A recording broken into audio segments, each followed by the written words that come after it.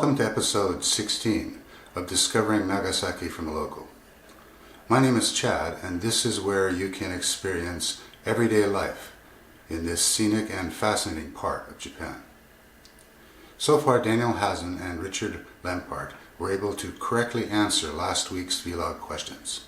The first question was, how many grams of Moshio salt was in the unopened bag I showed you in the bakery?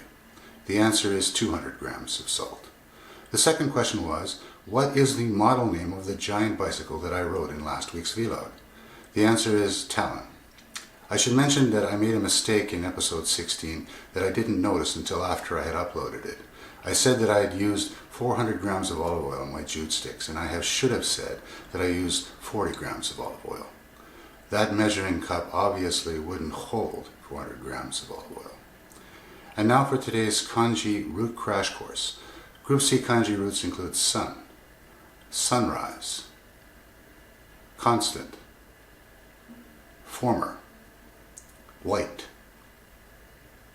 original, 100, gate, solid, good, bird, vehicle, I, mutual, additionally, self, neck, sea, money, and rule.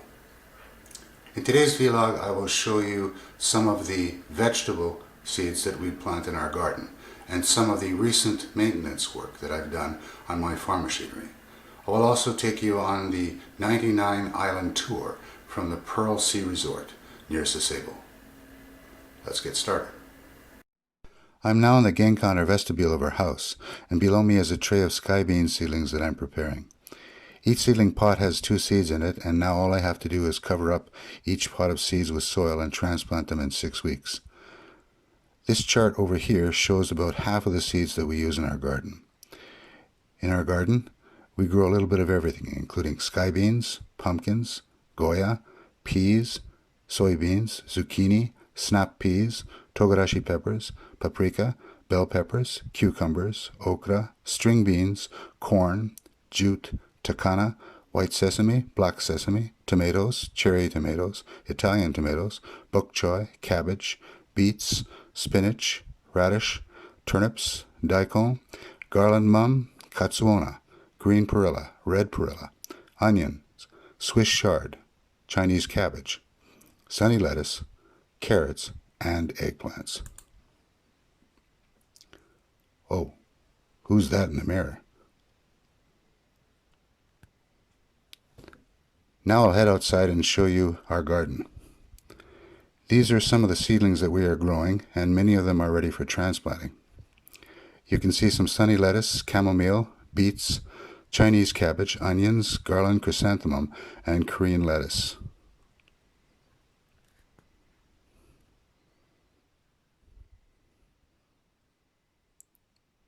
Over here on my left, you can see our last remaining figs. These ones aren't large enough or ripe enough to eat just yet.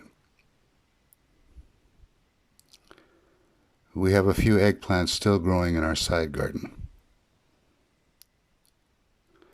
And here are some cosmos flowers blooming. You can see that I reinforced this fence sheeting with aluminum wire to make sure it doesn't blow off again.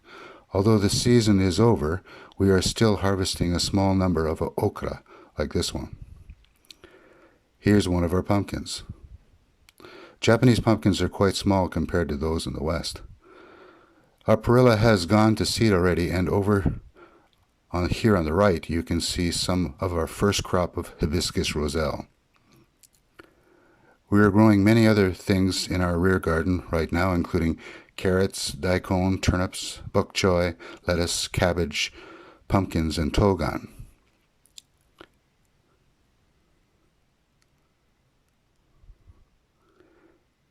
Here are a couple of pumpkins that we'll harvest later on in November.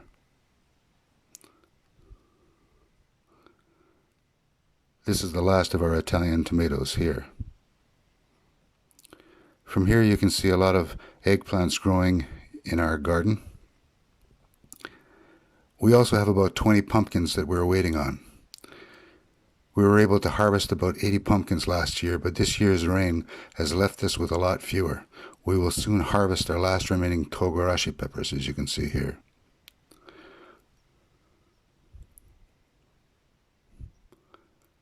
Over here you can see the jute that we have let go to seed for the next year's crop. And this is the biggest pumpkin in our garden so far. Here's a close-up of our jute seed pods. Each pod holds about 80 black seeds inside. Over here against the concrete wall you can see the sweet potatoes that we will harvest in the near future.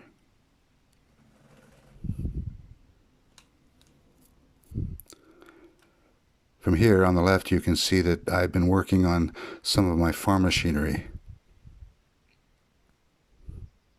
The Goya harvest is over now, and the only thing on our trellis over here is several togan, winter squash. Togan can grow to 3 or 4 times this size. Over the past week I have managed to replace all of the tines on my tractor and both of my cultivators. You can see the new black tines that I have bolted in place on my Honda cultivator on the left and my Mitsubishi cultivator on the right. Notice the difference between the old tines and the new ones. The old tines have been worn away and they're very sharp and dangerous. Each cultivator has 16 tines on it. The tines on the Honda cultivator rotate in opposite directions, so this machine is useful for mulching. The tines on the Mitsubishi cultivator rotate in only one direction, so I use this mainly for plowing furrows. Correct tine installation is fairly easy, but you have to make sure the tines are facing in the correct direction. Here you can see all of the old tines, 32 in number. As it turned out, all of the old tine bolts in this tray were rusted solid. I had to cut all of them off with the angle grinder. Rust never sleeps. Here are the 28 tines on my Yanmar tractor. The new tines that I have installed are set up in an alternating pattern. You can see the difference between the new tines and one of the old tines that I unbolted. Job done. Now I don't need to worry about the tines for another 4 or 5 years. I'm now at the 99-island Pearl Sea Resort near Sasebo. The Umi Kirara Aquarium is straight ahead, right next to the harbor. Here's a closer view of this aquarium. I will give you a tour inside in a future episode. This is the beautiful harbor that they have at Pearl Sea Resort. Here you can see many of the marine vessels that are docked here, fishing boats, yachts, and even rental canoes. Today I will take the 50-minute ferry ride around the nearby islands. They're called the 99 Islands to indicate that there are many of them, but actually there are 208 small islands in this region of Nagasaki. This is the ship that I'll be riding today. It's called the Pearl Queen. And this is the route that this ship will follow over its 50-minute tour. The Pearl Queen will initially pass by Motono Island, loop to the west and pass between Katsura Island and Makino Island. Then it will loop around and enter an inlet of Matsuura Island. After heading down the inlet, it will do a U-turn and head up toward the north side of Joga Island. Next, it will pass between Joga Island and Nagahai Island. After that, the Pearl Queen will head north and travel past the coasts of Nagahai Island and Katsura Island. Once it reaches Makino Island, it will follow its original course back to the harbor. The Pearl Queen tour has just started. This ship can carry up to 280 passengers, and that's about how many people are on board right now. On the right of this ship you can see the red sister ship of the Pearl Queen, the Mirai pirate ship. Nagasaki's topography is another reason why this prefecture is unique in Japan. Of the 6,852 islands that make up Japan, 594 of them are in Nagasaki Prefecture. That means that Nagasaki has more islands than any other prefecture in Japan. Only 73 of Nagasaki's islands are inhabited, and the largest include Tsushima, the 5 Goto Islands, and Iki. One of the reasons why Nagasaki Airport is the first island airport in the world is that there are so many available islands nearby. As we leave port, you can get a wide-angle view of the harbor at Pearl Sea Resort and the nearby hills and mountains. One of the reasons why this ship is called the Pearl Queen is that there are many pearl farms scattered between these nearby islands. You can see the wake from this ship in the harbor in the distance. As I pan to the left, you can see one of the rocky arms of Motono Island moving past.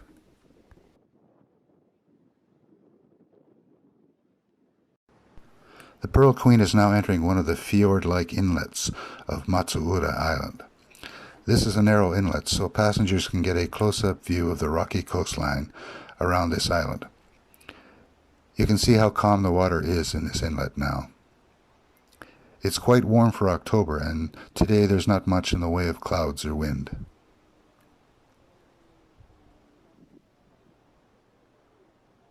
Because Nagasaki has so many islands available, it is one of the best places in Japan to do sport fishing.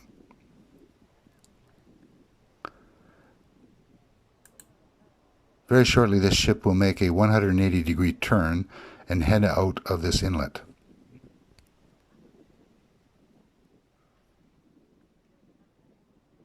Up ahead on the right, you can now see the narrow inlet where this ship will make a U-turn.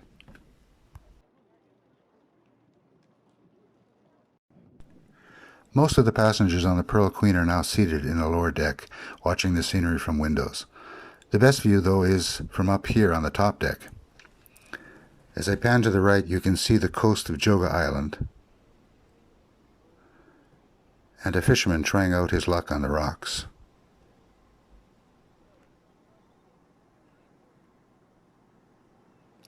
On the right are some of the floating platforms used by some of the local pearl farmers. It's hard to condense this 50-minute cruise into 5 minutes, so I'll finish by showing you a few interesting photos that I took along the way to give you a better impression of this island tour. I should mention that the best place to get a wide-angle view of the islands in this tour is from the nearby observation platform on Ishidake Mountain. Footage of these islands was used in the 2003 movie The Last Samurai.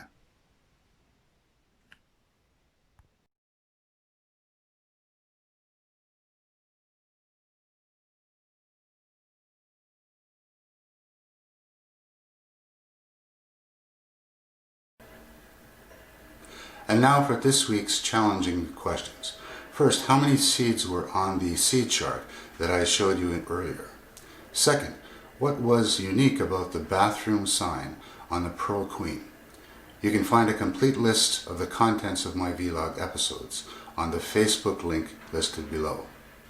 Remember to give this video a thumbs up before you leave today.